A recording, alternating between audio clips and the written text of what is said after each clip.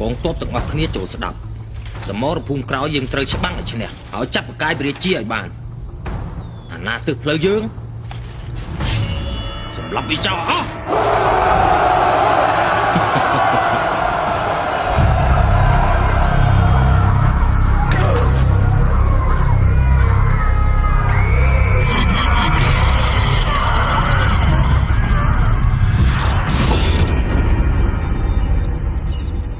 ក្រាបថ្វាយបង្គំព្រះករុណា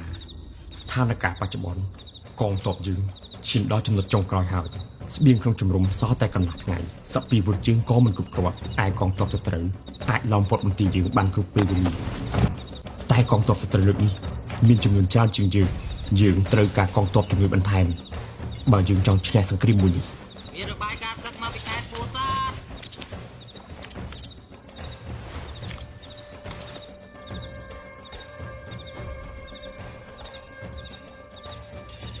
ល្អយើងនឹងទៅដល់ផ្ទាល់ក្រាបបង្គំទូលថ្វាយព្រះករុណាជាអង្គចាស់ជីវិតលើត្បូងសមរភូមិជួមមុខពួកសត្រូវបានវាយកំទេចផែនការពាររបស់ទូលព្រះបង្គំអស់ហើយ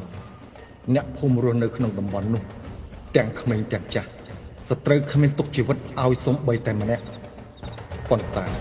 ទូលព្រះបង្គំមានវិធីមួយអាចស្រោចស្រង់ស្ថានភាពសង្គ្រាមនេះបានគឺការកែងតបខ្មោចដោយតម្រូវឲ្យមានពិធីបូជាជីវិតរបស់ទូលព្រះបង្គំនៅថ្ងៃ15កើតយប់ពេញបរមីបើព្រះអង្គទ្រង់ព្រះសម្ដេចលឺស្នូររន្ទះ3ដងសូមព្រះអង្គលើកទ័ពយើងដែលនៅសេសសល់ទាំងប៉ុន្មានសំណុកចូលវាបំបែកសត្រូវដោយការតាំងចិត្តអង់អាចនិងមោះមុតពុំខានការតាំងចិត្តឲ្យមោះមុតនឹងធ្វើឲ្យទ័ពខ្មោចយើងខ្លាំងក្លាដូចគ្នាសូមព្រះអង្គទានជ្រាបពីទូលព្រះបង្គំអកយ៉ាងខ្លាំង